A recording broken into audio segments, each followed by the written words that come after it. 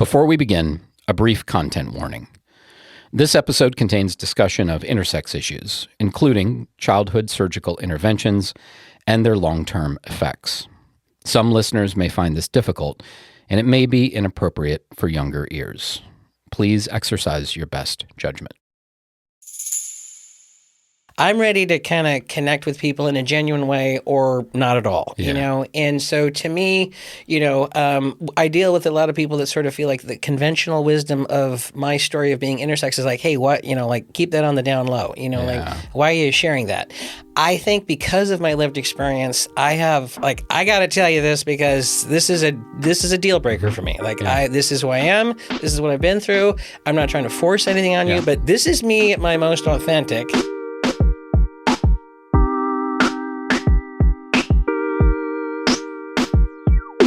Hello, friends. Welcome back to the Collective Table Podcast. This is Jason Coker, and I'll be your host for today. If this is your first episode, Janelle and I have spent this whole season making the case for empathy.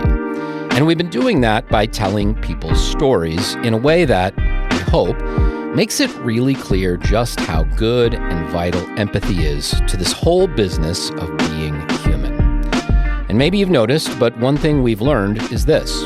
If the essence of empathy is to understand people who are different than you are, that requires the willingness to cross borders of one kind or another. Well, today's story is all about crossing borders of a different kind. Societal borders, family borders, medical borders, even the borders of one's own self and one's own body. This is Tindo's story. Janelle and I first met Tindo at Pride by the Beach, an annual festival hosted every June here in downtown Oceanside by the local North County LGBTQ Resource Center. Tindo showed up at church the very next day, and within a day or two, emailed me an article. I mean, I meet a lot of people, right? Right. And I don't think I've ever had the experience of meeting somebody and then having them send me an email that's like, here's this article from the Chicago Reader. I got something to tell you. I want you to read. And I was like, I think this Tindo person's trying to tell me something. Let me just full disclosure what you're dealing with here. The article Tindo sent was a 2018 piece from the Chicago Tribune written by Nara Schoenberg. In it, Schoenberg profiles several Chicago area people who are intersex, including Tindo, who was originally from Chicago and back in 2018 was still going by the name Cynthia. More on that later.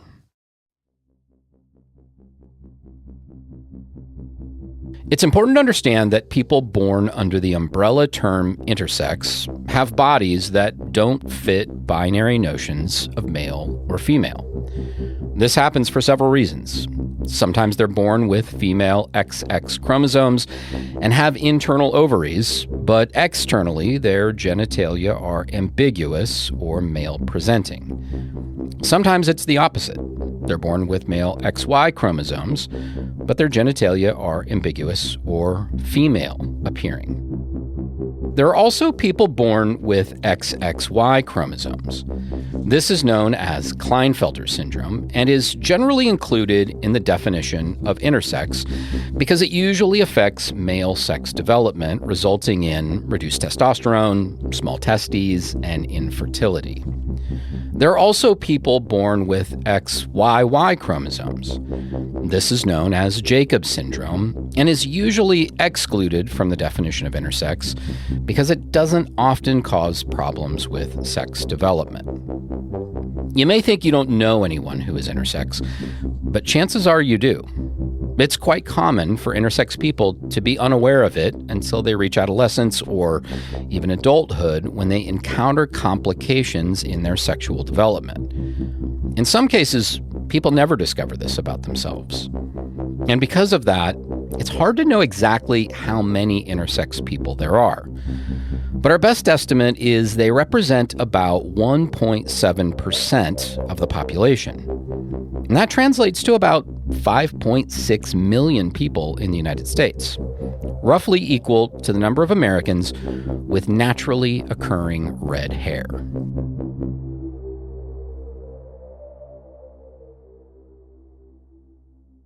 Human bodies, of course, exhibit a broad range of variety. That includes our genitals. So sometimes at birth, doctors will visually classify an intersex person as male or female because their genitals appear within the usual range of human differences. But other times, intersex people are born with genitals that don't appear to fit our binary notions of sex. And until very recently, when that happened, doctors would very commonly, with permission from the parents, surgically alter that baby's genitals to fit society's notion of what counts as normal. And that is what happened to Tindo. The reality of my life is it came, the world view came at me with a scalpel and, literally. I mean, literally. Yeah. And and I don't mean to say like, ooh, I've been carved up like a Virginia ham, but it's like that was the solution of the world. The world said, we fix you. These surgeries often involve reducing the size of the clitoris, enlarging vaginal cavities, construction of a penis, and the removal of gonads. Most of these are medically unnecessary procedures, but they have very serious consequences, including scarring, trouble urinating, difficulty menstruating, recurring urinary tract infections, and later in adulthood, pain during sexual arousal and orgasm, or loss of sexual function altogether. It's common for these problems to require multiple follow-up surgeries to address these complications. On top of this, intersex persons often experience psychological distress when their hormones or gender identities or sexual attractions run contrary to the social expectations of their assigned sex. The pain and trauma caused by these kinds of struggles, which become especially acute starting in adolescence, can be severe. According to some studies, intersex people attempt suicide at rates of up to 20% higher than the general population.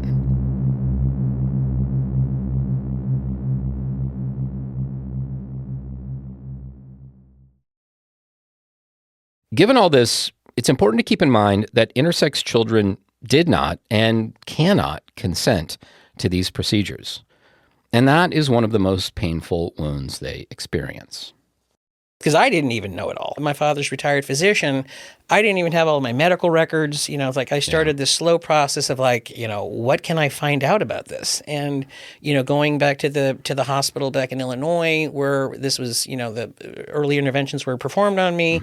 Are there archival records, which is not always, easily, obtained. And I was able to get mine and, whoa, this actually happened. Tindo's story was largely concealed by their parents. And Tindo was well into midlife by the time they went digging for their medical records. But what they know is this. They were born in Chicago in 1965 and declared a boy at birth. Their parents named them Stephen. Sometime later, having concluded that Stephen's anatomy was more complicated than had been anticipated, doctors at Children's Memorial Hospital in Evanston, Illinois, determined Stephen would do better as a girl. Surgery was performed on them at 3 months old to reconstruct female genitalia. Stephen was renamed Cynthia. And there's my dad's signature, giving consent to have my body, operated on. And, you're sort of reading, the biography of your life that somebody else wrote. And you're like, whoa, this happened to me.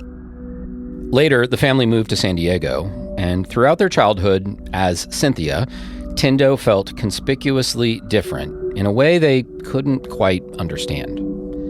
They remember being more modest than the other girls and felt out of place in the usual girl spaces and struggled with social expectations of femininity.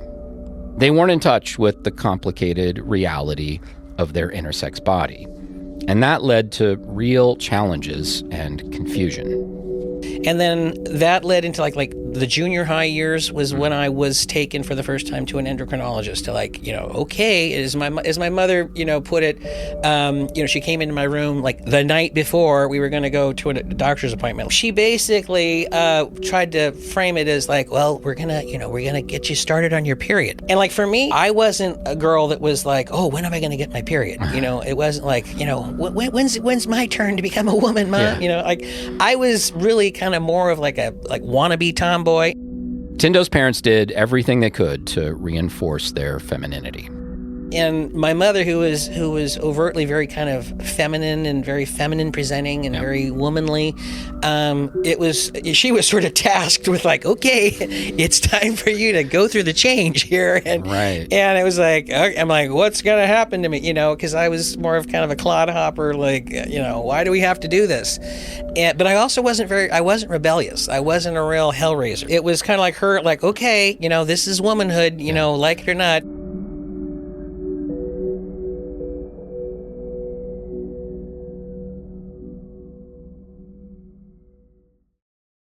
It was especially her mother's job to teach her how to be a girl and grow up to be a woman. This caused real tension in their relationship. I wasn't really into it, but I didn't push back. They might have thought it wasn't, like I wasn't that compliant. Right. But, probably because they saw, I think a lot for them, like what I was picking up was like a vibe of anxiety from them. And I was sort of thinking like, why are Mom and Dad so uptight? Because they were looking for signs of everything going well. Yeah. And I'm like, what's the goal here? Cynthia joined their mother in women's groups and activities at church. They joined a women's philanthropic organization together. As a teenager, they volunteered as a candy striper in the local hospital. Tindo's parents even signed up Cynthia to participate in the long-running and prestigious La Jolla Debutante Ball in San Diego. I was a debutante. My parents had me I was formally debuted into society, presented to society at the Hotel Del Coronado. Uh-huh. I had, I donned a lovely white dress of purity, and, my brothers and my dad all were dressed up in a tuxedo, and, here we are. Here's our lovely daughter, who we originally thought was a boy at birth, and we named Stephen Johnson, and lo and behold, that's not what the doctors thought was best. So now we have Cynthia Ann, and it's just this whole like, okay, let's pretend.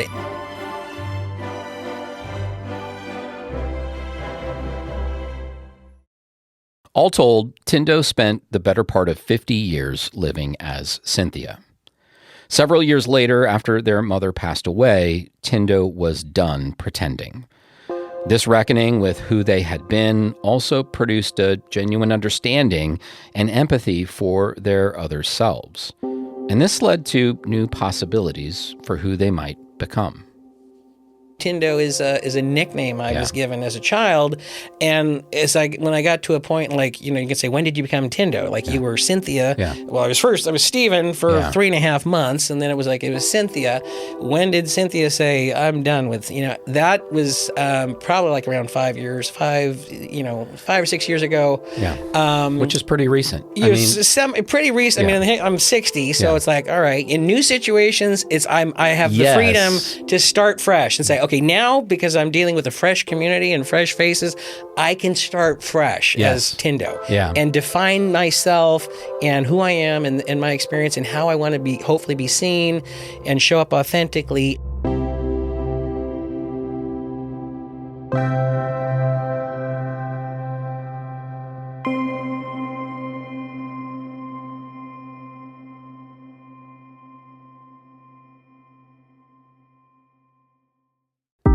Hey everyone, it's CJ. We hope you're enjoying the collective table and finding something meaningful here. Something that connects with your heart and your journey. If you are, we'd love for you to help others find it too. The best way to do that is simple. Rate and follow the collective table wherever you listen to podcasts. When you follow, you'll never miss a new episode. And when you leave a rating or a short review, it helps more people discover this community of love, liberation, and faith in action. And while you're at it, share an episode with a friend, someone you think might find encouragement, hope, or inspiration in these conversations. It only takes a moment, but it makes a big difference. So go ahead, tap that follow button, leave us a quick review, and share the Collective Table with someone who could use it today. Thanks for listening and for being a part of the Collective Table. Tindo's story explicitly reveals something that I think is true for all of us, that the hardest borders to cross exist within ourselves, across competing desires, beliefs, and identities. In Tindo's case, the competing identities were stark. Tindo was Cynthia for 5 decades, and before that, Stephen for just 3 months. The gender binary that is external to most of us is deeply inscribed on Tindo's body and mind. And that battle was being reinforced on both sides by hormonal changes, family dynamics, and social pressures. The story of my life, born intersex, had this whole, oh my God, something's different about this child. There's a bodily difference, that was socially alarming. It was a source of, anguish and uncertainty and fear, for my parents. And what do we do? And in their otherwise perfect Norman Rock, everything is going perfectly, and then here comes this different child, and it really set the tone. It's kind of sort of set things in a different direction for my parents. More than anything, what comes through in conversation with Tindo about this journey is the work they've done to empathize with their parents. I've really been on an empathy journey of reconciling my feelings about what happened to me, my parents' role, the decisions they made, without my consent. But, now looking back going, if I were them, what happened to me was not unreasonable for who they were and for the times. At this point in the conversation, Tindo really steps into their parents' shoes and demonstrates an ability to use their imagination to truly understand where their parents were coming from.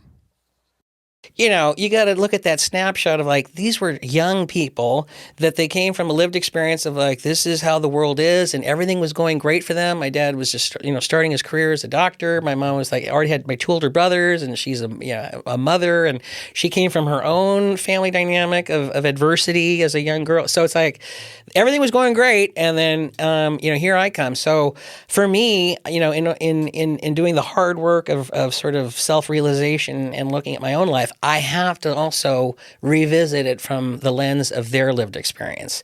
And that's been a process. Over the past 3 decades, psychologists have begun to rethink the long-standing assumption that trauma leaves only damage in its wake. The field of post-traumatic growth, pioneered by Richard Tedeschi and Lawrence Calhoun in the mid-1990s, emerged as researchers noticed a consistent pattern. Many survivors not only recovered from trauma, but experienced deeper meaning, stronger relationships, and a renewed sense of personal strength, precisely because their old assumptions about life had been shattered. This framework shifted the conversation from what did trauma do to you to the more positive frame, what can emerge in you because of what you lived through. Within this evolving landscape, the role of self-empathy, often studied as self-compassion, has become increasingly central. Scholars such as Kristen Neff and Paul Gilbert have shown that the way we relate to our own suffering profoundly shapes whether trauma is integrated or avoided. It seems to be the case that when people can turn toward their pain with gentleness, curiosity, and a sense of shared humanity rather than self-criticism or shame, they open the psychological space required for the deeper work of meaning-making.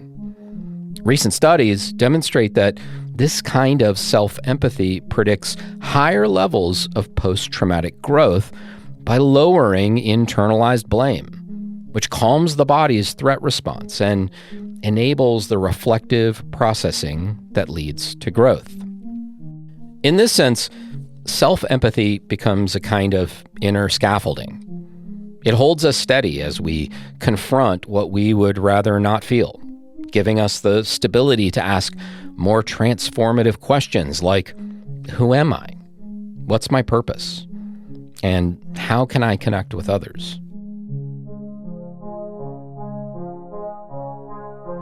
In this way, far from being toxic, self-empathy is emerging as one of the most powerful spiritual tools we have for surviving trauma and growing personally. It's not hard to recognize this pattern in Tindo's story.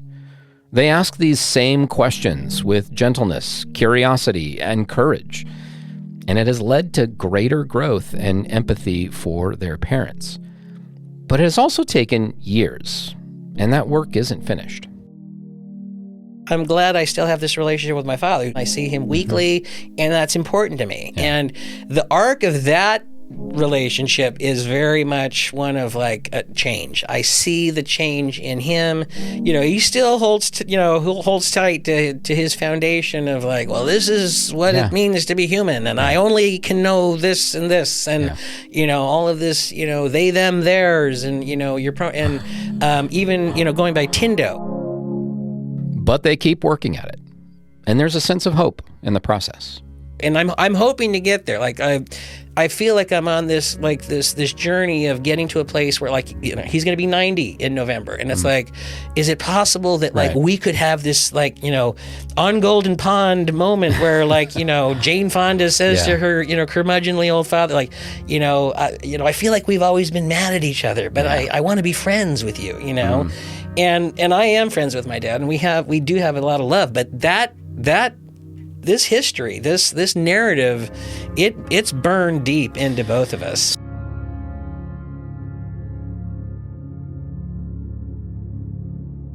This is a harder process for Tindo's memories of their mother. She was the one responsible for socializing Tindo into being a girl, and in that sense was the source of much of their pain.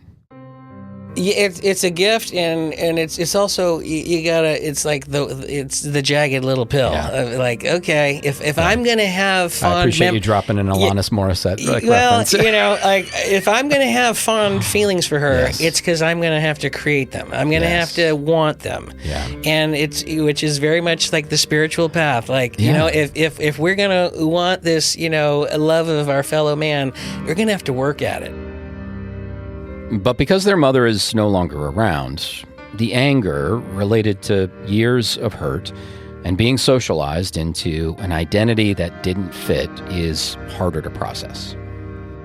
Oh, that's all there. It's all there. Yeah. And yet it's sort of like you realize like anger and that kind of fury and rage and that's kind of like a quick snack, it's like I just want to have my, self-righteous indignation. But the real banquet of being human is like seeing the whole story.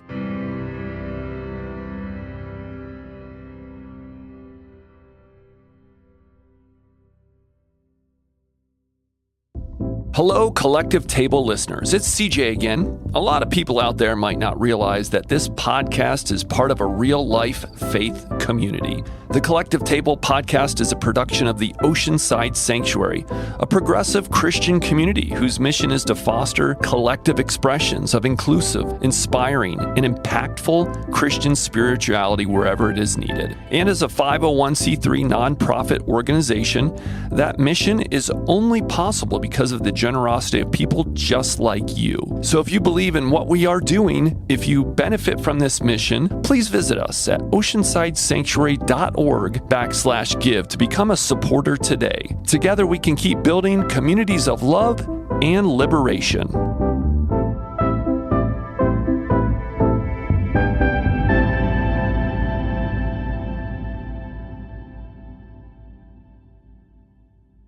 Tindo's the first to point out that this is spiritual work. In Matthew chapter 19, some fellow teachers approach Jesus and ask, "Is it lawful for a man to divorce his wife for any cause?" What's not mentioned in the text is that They're essentially inviting Jesus into a well-known debate between two influential rabbis at that time. And the debate was this. Deuteronomy chapter 24, verses 1 through 4 states that a man can divorce his wife if he finds something, quote, indecent about her.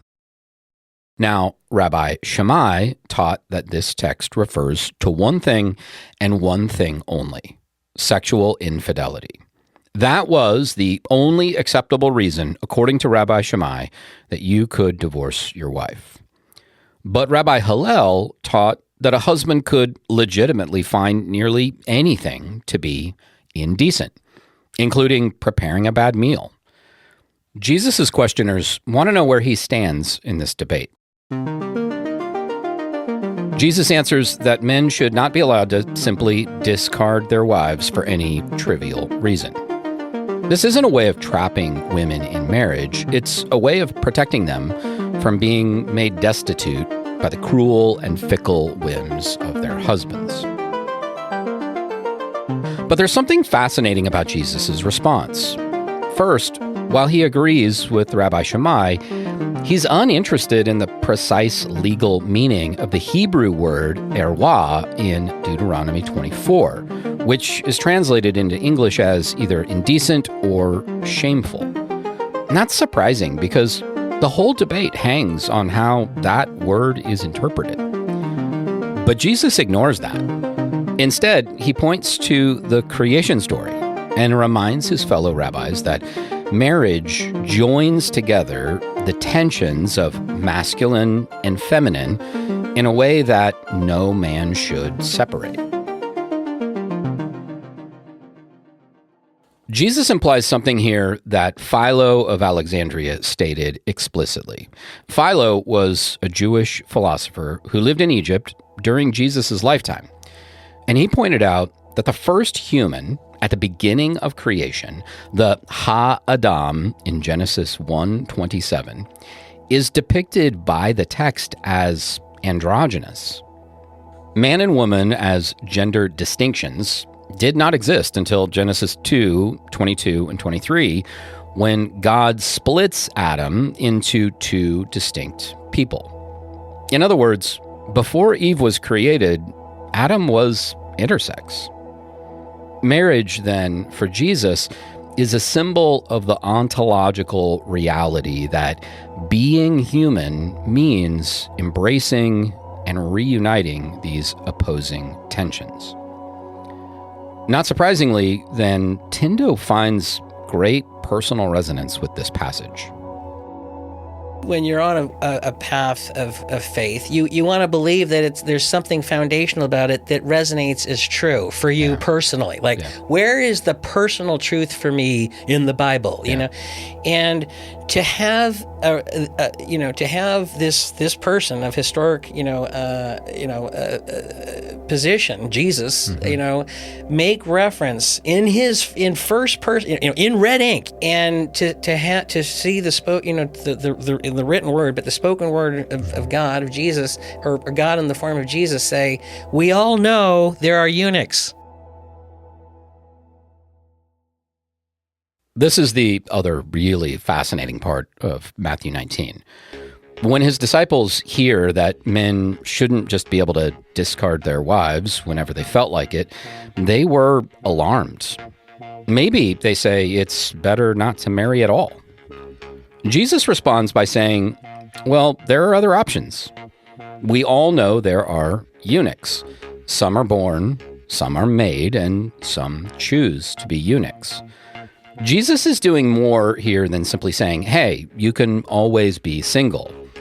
For him, the category of eunuch seems to operate as a category of being that falls outside the binary of male and female. And of course, he's preaching on marriage, and that there are some that, may not qualify. And that's another aspect of my story that I sort of grapple with. Like, okay, so you're embracing this idea of being a born eunuch, someone who's born different. And Jesus is saying, we know that there are sort of qualifiers for marriage, and being a eunuch may be one that, sort of precludes you, from having this blessing. If we take Jesus' words at face value, he seems to be divorcing gender from sex by acknowledging that some people, despite their genitalia, may not be bound by the same social expectations to marry. Tindo finds a lifeline in this brief passage. How do those words in red, as you put it, how does that relieve some hurt for you? How does that relieve some pressure for you? Because so much of the narrative and the lived experience of being intersex is a feeling of I'm wrong. I was, I came into the world in a way that was seen that registered as wrong, as this is abhorrent. This is, anathema to what we are. There's only men, there's only women, and it's like we have you're a mystery, and there I have this wonderful sort of vindication. I have an acknowledgement and validation from the one source that, like, whose other opinion matters, right? Like, it should be everybody else saying the same thing, but it's like I have it in red ink from the guy. So does that help you live into that with some pride? Absolutely. It's like I got my tap on the shoulder, like, you're Tindo. This is God saying you're good. We know you. Like, he's saying we all know these people. Like, where are we hearing that in society today? Like, is our president saying, well, we all know there are we all know. No, we're not. And just, it's, so to me, it's like, I'm good. Like, if this is the hill I'm going to die on, like, I'm okay with that.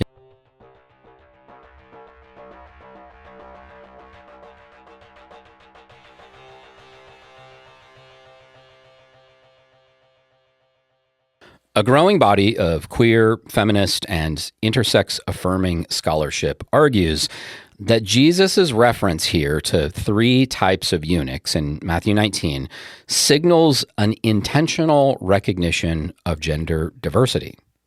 In the ancient world, eunuchs were widely understood as gender liminal or third gender figures, lacking the reproductive markers that defined normative masculinity. By affirming eunuchs from birth and those who embody non-procreative lives, quote, for the sake of the kingdom, Jesus grants positive theological value to people whose bodies or identities don't conform to binary norms. These interpreters see this passage as opening space for gender expansive and gender transgressive identities within the life of the kingdom of God. And that's why it's like, thank you, Jesus, for making it okay. Yeah. And it's like, there are people who are invoking your name, to come after me. Right. And it's like, very loudly. And so, and I've thought about this. I'm like, if I had to go before like a congressional panel and say, hey, pull out your Bibles there, Mr. Southern Republic, and not coming after anyone because they're Republican or from a Southern state, but it's like, would that even register with them? It's like, would that even matter to them? This is not hypothetical. On April 10th, 2025, during the floor debate over the Texas state budget, Republican Representative Andy Hopper and Democrat Lauren Ashley Simmons had this tense exchange. Gender is not a social construct. It's firmly rooted in biological reality. I'm sorry, can you say that again? I said gender is not a social construct. Okay, so again, intersex people, what about them? We were talking about 2 biological sexes. What are we talking about when we're regarding intersex people?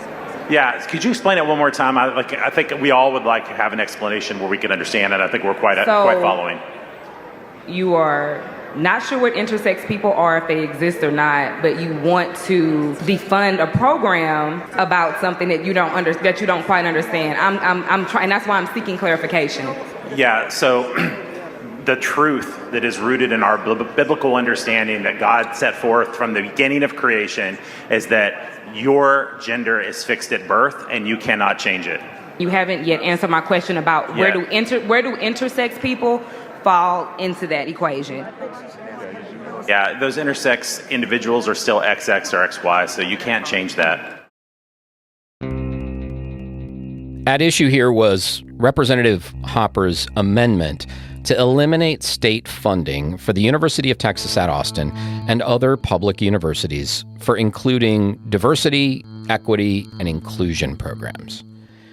This moment underscores how efforts to legislate narrow understandings of sex, gender, or identity are based on deeply ignorant premises, divorced from any scientific reality.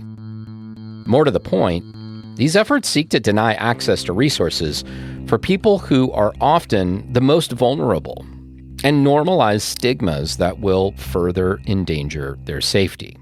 The embarrassing irony of Andy Hopper's words is that he clumsily appeals to the Bible when, as we've seen, the Bible actually acknowledges a gender spectrum. And that isn't only true for ancient Jewish culture.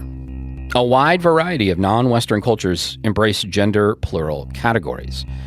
These include the Hijras of India, Pakistan, and Bangladesh, the Warriors of Indonesia, the Katoi of Thailand, the Fa'afa'Fene of Samoa, the Ashtime of Ethiopia, the Mahu of Hawaii, Tahiti, and Polynesia, and the two-spirit people found in many Native American tribes in North and South America. Many of these are genuine third genders, not unlike Jesus's eunuchs. In other cases, they reflect a kind of gender fluidity that mirrors that particular culture's god or gods, not unlike the God of the Hebrew Bible, who is frequently called by the Hebrew name El Shaddai, which can be translated as the many-breasted one, because of God's maternal characteristics. What does that mean?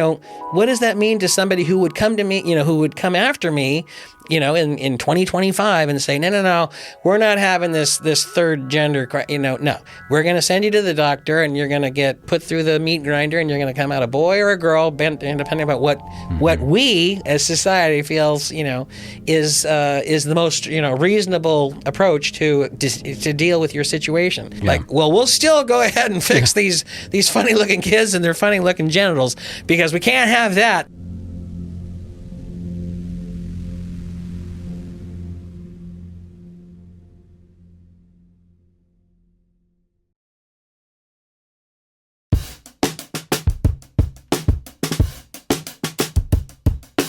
I mean, I don't know how many of our congregants will listen to this interview, but if I were like, oh yeah, I interviewed, Cynthia for the podcast, people would be like, who's Cynthia? But if I said, I interviewed Cynthia or Tindo for the podcast, right, everybody would know who Tindo is. Right. Like everybody knows who Tindo is. Right.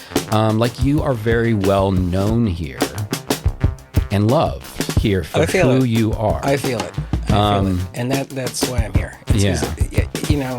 I think you're in your faith home, your spiritual home, my faith community, I should say, when you feel like you're seen, and I feel seen here.